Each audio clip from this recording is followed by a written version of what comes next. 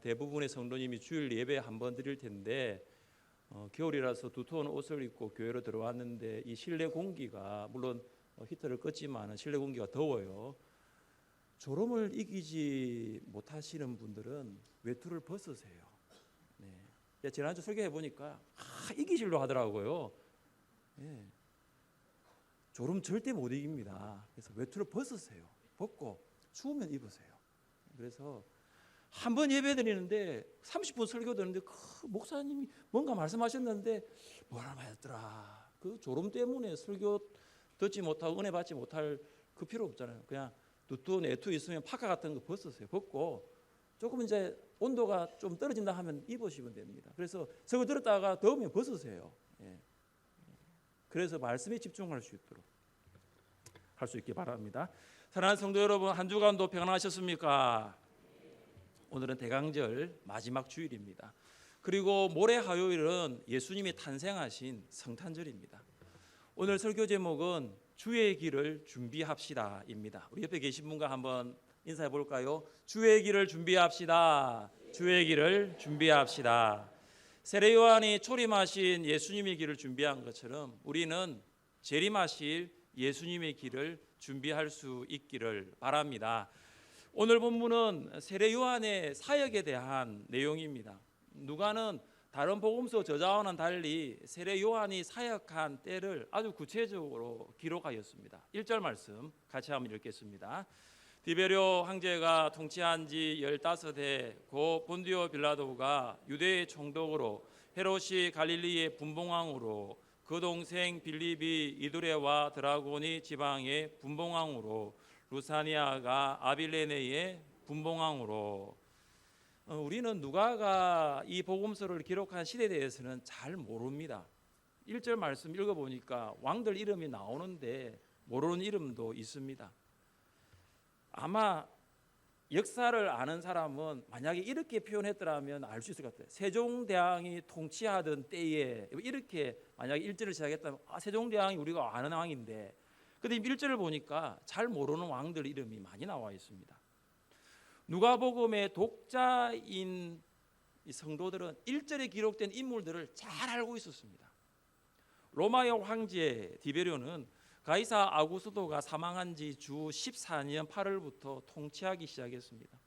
세례 요한이 사역을 시작할 때 디베료 황제는 15년째 로마 제국을 다스리고 있었습니다. 황제는 자신을 신의 아들, 세상의 구원자라고 말하면서 자기를 가리켜 주라고 불러라고 명명했습니다. 그러나 그리스도인들은 주라는 호칭은 오직 예수님께만 사용할 수 있는 호칭이다라고 생각하고 고백하면서 황제를 주라고 부르지 않았습니다. 그래서 수많은 그리스도인들이 목숨을 잃었습니다. 본디오 빌라도는 방금 우리가 사도신경 고백할 때도 나왔던 사람이죠. 주 26년부터 유대 지방의 통치를 책임질 로마 총독이었습니다. 빌라도는 예루살렘에 희생 제사를 드리려고 왔던 갈릴리 사람들을 학살한 적이 있습니다. 그리고 혁명에 의심가는 사람들을 체포하여 죽였습니다. 빌라도는 굉장히 탐욕스럽고 무례하고 포악한 총독입니다. 헤롯 대왕 이후에 유대 지방은 4개 행정구역으로 분할되어 분봉왕들이 유대 지방을 관할했습니다. 갈릴리 지방의 분봉왕 헤롯은 헤롯 안디바를 말합니다. 헤롯 안디바는 주전 4년부터 주 39년까지 통치를 하였는데 이 시기는 예수님이 태어나고 또 예수님이 사역한 기간을 말합니다. 총독 빌라도가 예수님을 재판하도록 보냈던 그 헤롯 왕이 헤롯 안디바입니다. 예수님은 헤롯 안디바를 여우라고 부를 정도로 굉장히 헤롯은 악랄하였고 교활함으로 똘똘 뭉쳐진 악인이었습니다. 그리고 헤롯의 동생인 빌립은 이두레와 드라고니 지방을 다스렸던 분봉왕이 되었습니다. 헤롯 빌립이 도시를 건설하였는데 그 도시 이름을 자기의 이름과 황제의 이름을 조합하여 빌립보 가이사라라고 불렀습니다. 빌립보 가이사라는 황제를 주로 고백하는 도시로 유명했고 예수님의 제자들에게 너희는 나를 누구라 하느냐라고 물었던 곳이 빌립보 가이사라입니다. 우리나라 강원도와 비슷한 면적을 가진 유대 땅에 한 사람이 아니라 본디오 빌라도 총독 그리고 4명의 분봉왕이 그 유대 지방을 다스렸다는 것을 볼 때 그 당시 정치적으로 굉장히 혼란스러웠다, 복잡했다는 것을 말해주고 있습니다. 누가는 당시에 정치적인 인물을 언급하고 난 다음에 종교적인 인물로 대제사장들을 언급합니다. 안나스와 가야바가 대제사장으로 있을 때 성경대학을 공부하신 분, 구약 성경을 좀 아시는 분들은 이 절을 읽으면 이상한 생각을 하게 됩니다. 제사장이 2명 나오거든요. 율법에 따르면 제사장은 한 사람입니다. 그런데 세례 요한이 사역할 당시에는 제사장이 안나스와 가야바 2명이었습니다. 로마 당국은 유대인들이 선출한 안나스를 폐위시키고 안나스의 아들들이 잠시 동안 제사장을 하고 난 다음에 안나스의 사위인 가야바에게 대제사장직을 수행하도록 하였습니다. 제사장이 2명이다. 대제사장이 2명이라는 것은 종교적으로 부패가 심각했다는 것을 말하고 있습니다. 그리고 로마가 뭐길래 로마 당국이 대제사장을 폐위도 시키고 임명을 한 것은 정부가, 국가가, 로마가 종교를 강력하게 통제하고 있음을 보여주고 있는 대목입니다. 이처럼 정치적으로 복잡하고 종교적으로 매우 어둡고 혼란스러운 이때에 하나님의 말씀이 세례 요한에게 임하였습니다. 말씀은 황제와 총독, 분봉왕 같은 정치 지도자와 그리고 대제사장과 같은 종교 지도자에게 임한 것이 아니라 바로 세례 요한에게 임했습니다. 말씀을 나타내는 헬라어 단어가 2가지가 있는데 로고스가 있고 레마가 있습니다. 로고스는 사상과 관계된 말씀을 이야기할 때 로고스라 말을 하고, 레마는 실제로 말하여진 말씀을 이야기할 때 레마라고 합니다. 하나님께서 실제로 요한에게 레마로 말씀하신 것입니다. 세례 요한이 나는 언제 사역을 시작하겠다라고 사역의 시점을 정한 것이 아니라 하나님의 말씀이 임하는 그 시점이 사역의 시점이 되었습니다. 하나님의 말씀은 모든 것의 시작입니다. 믿으십니까? 신자의 중심에는 반드시 하나님의 말씀이 있어야 됩니다. 그래서 신자는 하나님 말씀보다 앞서지 말아야 합니다. 말씀이 인도하는 대로 반응하고 말씀이 이끄시는 대로 순종하는 자가 바로 신자입니다.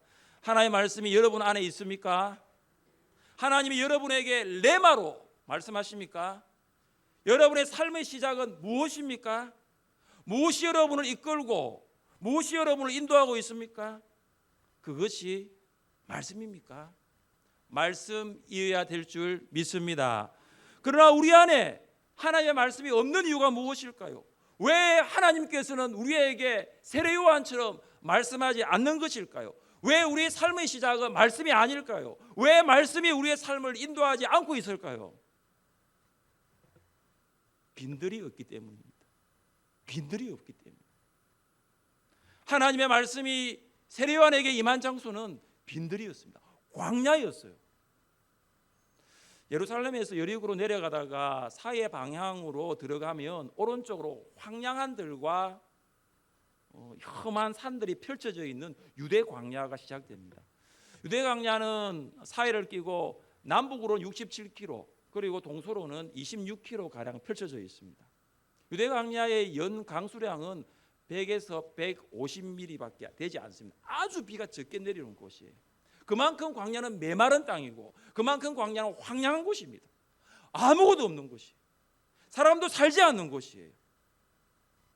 말씀이 우리 가운데 레마와 같이 임하지 않는 가락은 우리의 마음이 빈들이 아니기 때문에, 우리의 마음이 광야가 아니기 때문에 많은 생각들이 우리의 마음을 사로잡고 있습니다.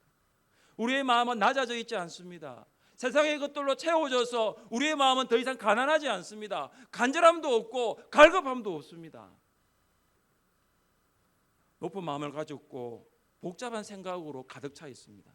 우리의 마음이 빈들이 되지 아니하고 우리의 마음이 광야가 되지 아니하며 말씀은 임하지 않습니다.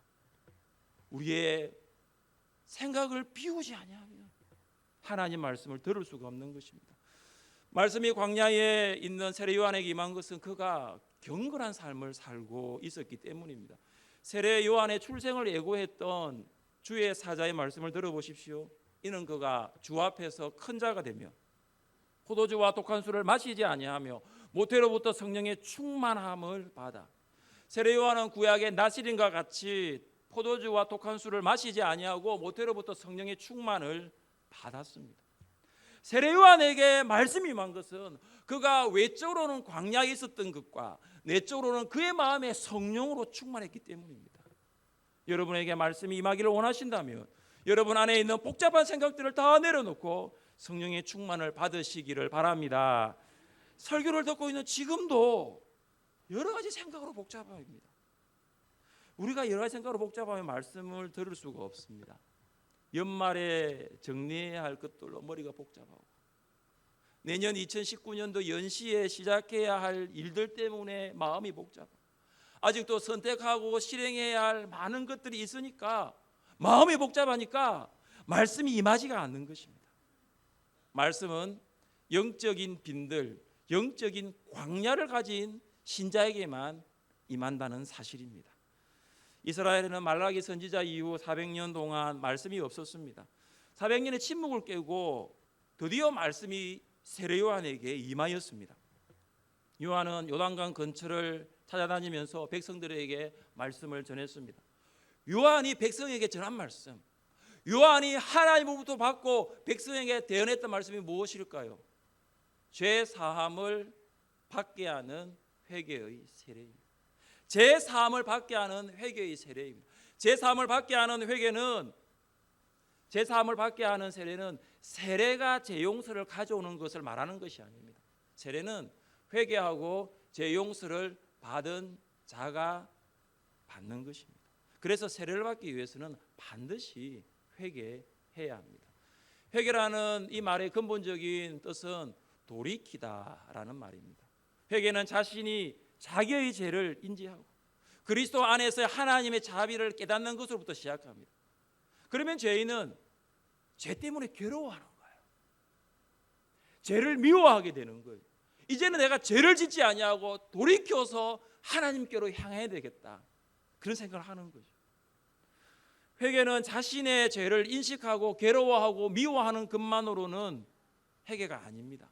마음으로 죄를 괴로워하고 미워하는 것만으로는 충분하지 않습니다. 여러분, 주먹으로 손바닥으로 가슴을 치면서 눈물을 흘리는 것이 회개가 아니라는 거예요. 그런 회개는 우리가 얼마나 많이 해왔습니까? 회개는 돌이키는 거예요. 죄에서 돌이키고 하나님께로 향하는 행동, 행위까지 회개를 말합니다. 죄에서 돌이켜 하나님께로 향하는 행위가 없으면 진정으로 회개하였다, 내 삶 가운데 회개하였다 말할 수 없습니다. 살아있는 아버지에게 유산을 달라 하고 그 유산을 가지고 허랑방탕한 둘째 아들 이야기를 우리는 잘 알고 있습니다.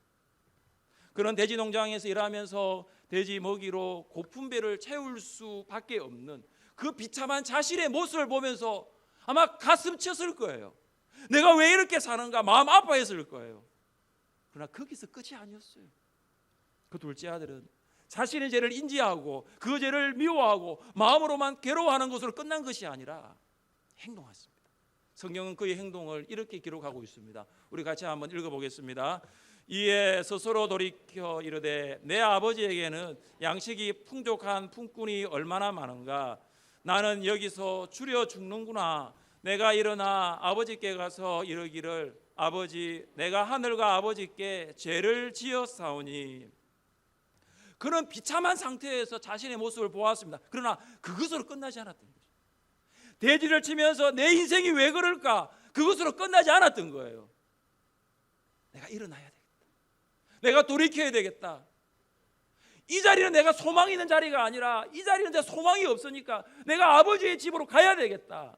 일어나 행동으로 옮긴 거예요. 죄의 자리에서 일어나 아버지께로 돌아가서 자신의 죄를 고백하였습니다. 사람은 아버지의 집을 떠나 자신이 원하는 대로 자유롭게 살고 있는 탕자와 같다고 볼 수 있습니다. 처음에는 그렇게 사는 것이 행복하다라고 이야기합니다.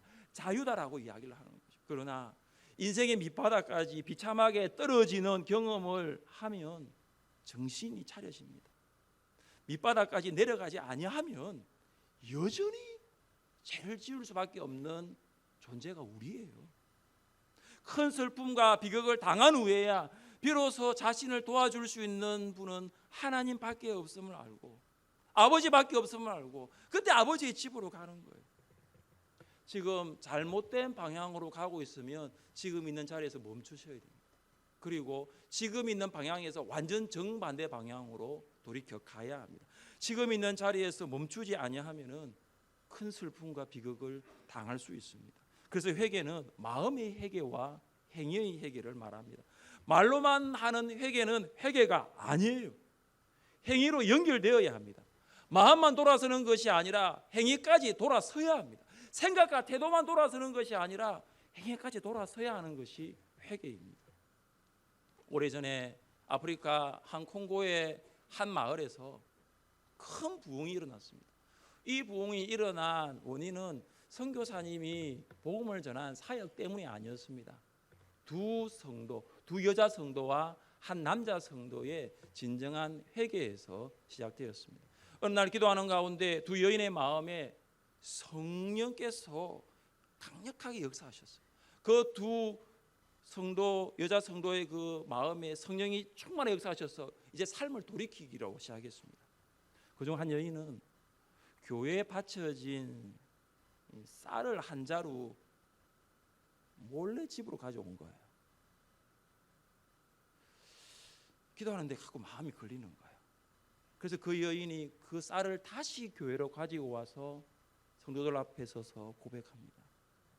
사실 이 쌀은 교회에서 써져야 할 것인데 제가 썼습니다.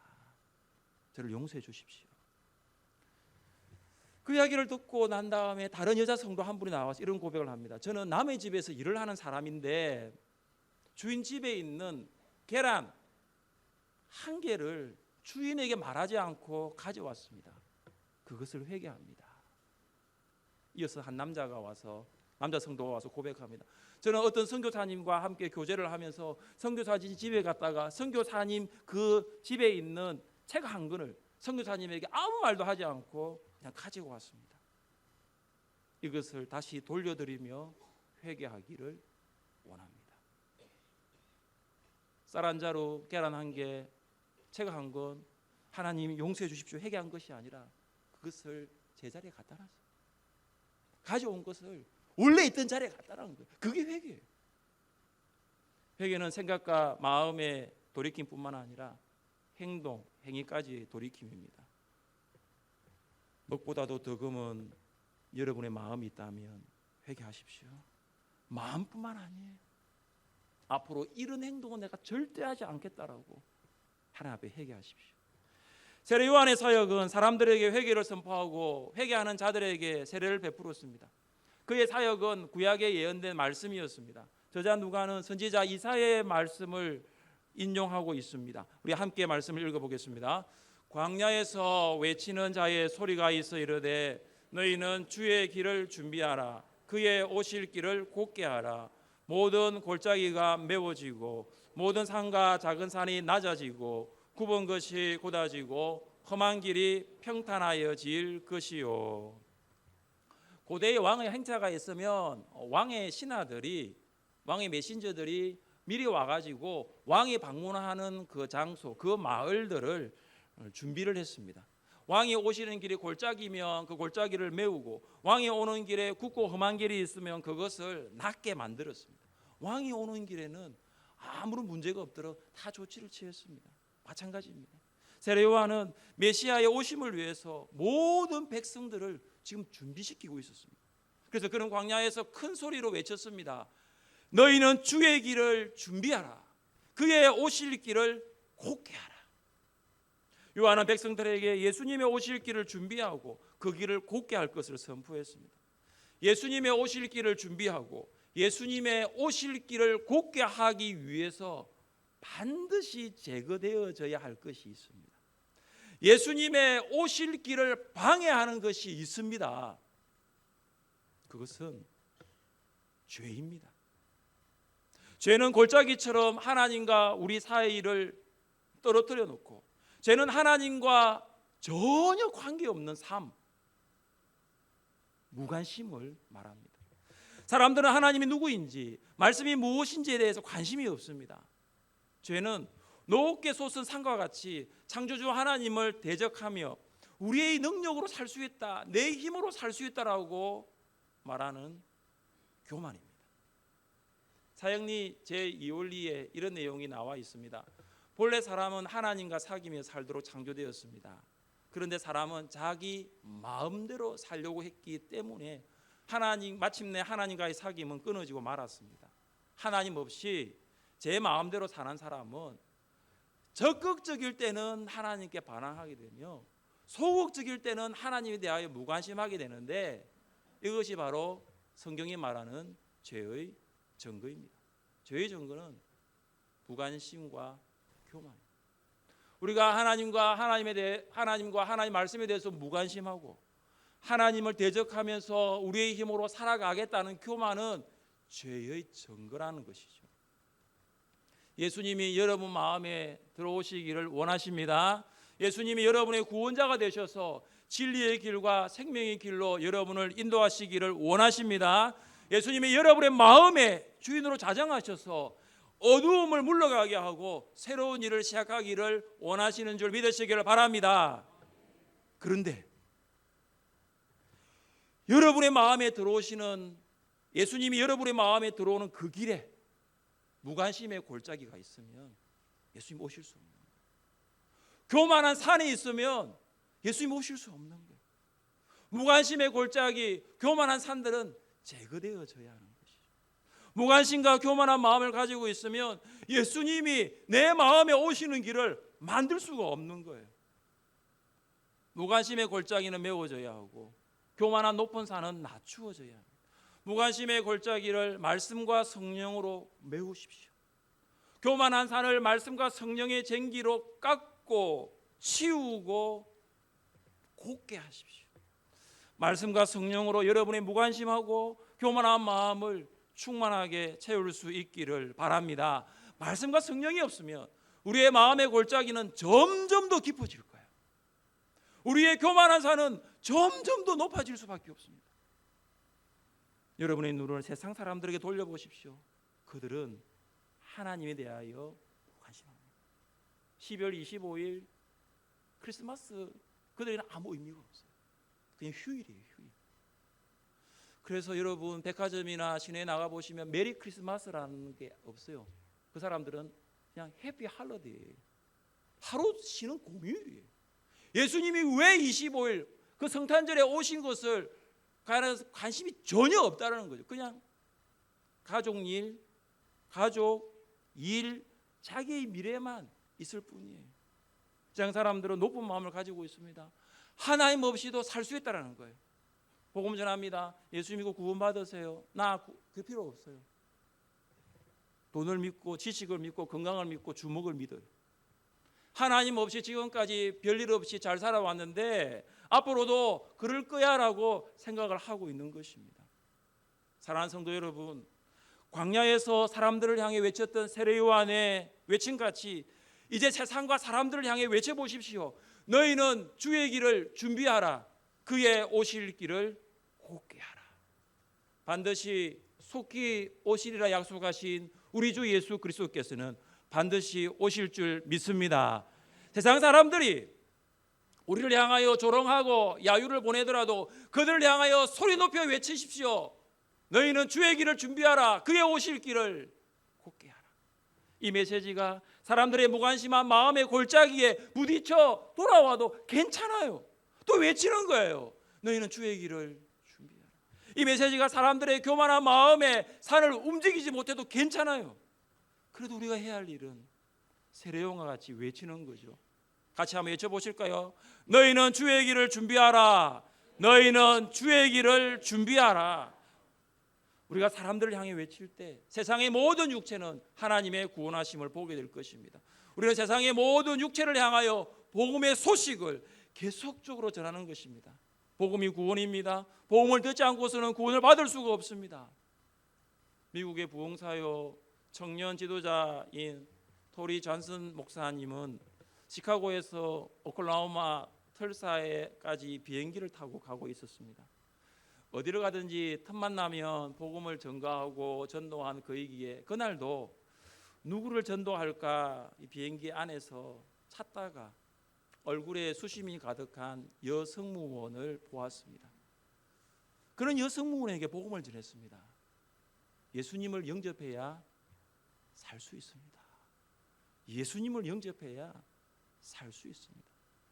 아주 짧은 전도 메시지였지만 성령께서 역사하셨어요.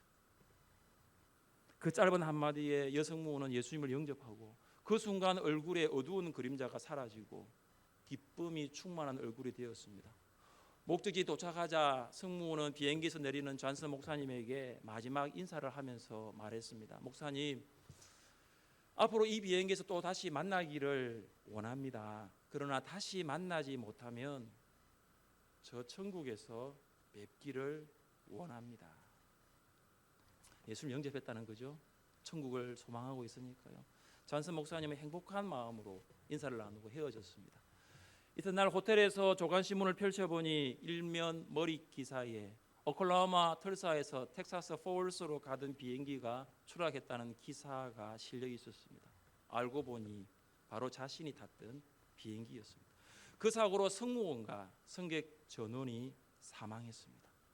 사망자 명단에는 그 전날 비행기에서 예수님을 영접했던 그 승무원의 이름도 있었습니다.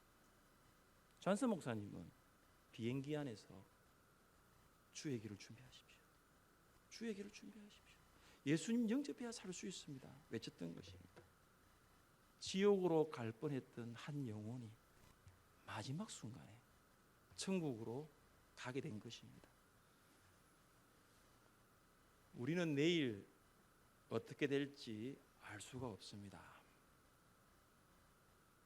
우리는 다음 주 이 자리에 함께 앉아 예배를 드릴 수 있다라고 자신 있게 말할 수 있는 사람은 아무도 없습니다. 그래서 우리는 지금 바로 오늘 예수님이 오실 길을 준비해야 하는 것입니다. 바로 우리가 그 길이 되어야 합니다. 우리의 무관심하고 교만한 마음이 낮아져서 예수님을 영접하면 우리는 예수님이 오시는 길이 될 수 있습니다. 우리의 마음이 바로 예수님이 오시는 길이 되는 것입니다. 우리도 존슨 목사님처럼 사람들에게 예수님의 길을 준비하라고 외쳐야 합니다. 어디를 가든지 틈만 나면 만나는 사람들에게 너희는 주의 길을 준비하라. 예수님을 영접해야 살 수 있습니다. 예수님을 영접해야 천국 갈 수 있습니다. 전해야 하는 것입니다. 세상 사람들이 여러분의 소리를 듣고 주님께로 돌아올 것입니다. 초림하시는 예수님의 오심을 준비했던 세례요한과 같이 이제는 다시 오실 예수 그리스도, 다시 오실 주님의 길을 준비하는 여러분 될 수 있기를 주님의 이름으로 축복합니다. 우리 자리에 일어나셔서 함께 찬양하겠습니다.